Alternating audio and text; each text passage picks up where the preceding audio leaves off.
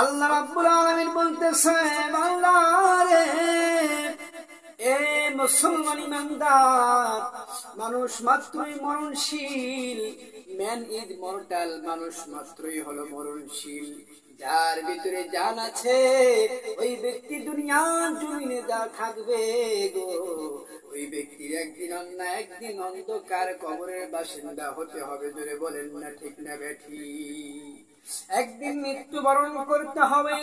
এই জন্য মুসলমান পায়ে হাত দিয়ে বলে যাই, তোমাদের মতো যুবক সন্তান তো আমি তোমাদের মতো ইচ্ছা করলে দাড়ি সাইটা দিন কইরা চোখে চশমা নিয়ে ঘুরে বেড়াইতে পারে, কিন্তু করতেছি না।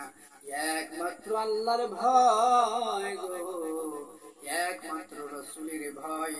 আর এটা যদি আমরা করতে পারি, আমাদের জীবন হয়ে যাবে আলোকিত এবং ময়। আমাদের নাই তো কোনো ভয় হবে না, কোনো ভয়। আমাদের সারা জীবন হবে জয়। জোরে করেন একবার মারহাবা।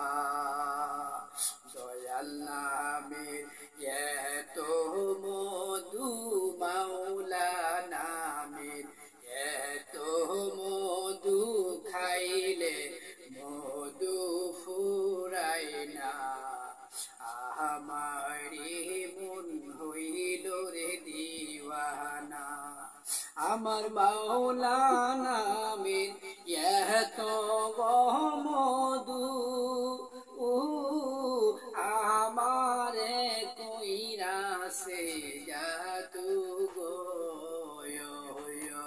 মাওলানা আমির এত মধু খাইলে মধু ফুরাই না।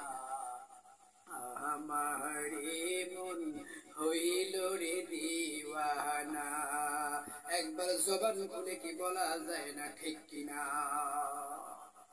সেই জন্য মুসলমান ভালো আমল করতে হবে। আপনারাই বলুন তো, ভালো আমল করার দরকার আছে না নাই? ভালো আমল করার দরকার যদি থাকে, আমাদের গাঁজা ছাড়তে হবে, আমাদের ফেন্সিল ছাড়তে হবে, জুয়া ছাড়তে হবে। নামাজি হওয়া যাবে না। নামাজ কালাম সর্বটাইমে আল্লাহর জিকির অন্তরের ভিতরে আমাদের ধারণ করতে হবে। আর আল্লাহর জিকির যদি অন্তরের ভিতরে ধারণ আমরা করতে পারি গো, আল্লাহ তাআলা বিশ্বাস করেন আমাদের জান্নাতের ঠিকানা আমাদের দিয়ে দিবে। জবান খুলে কি একবার বলা যায় না মারহাবা? আর জোরে বলেন মারহাবা।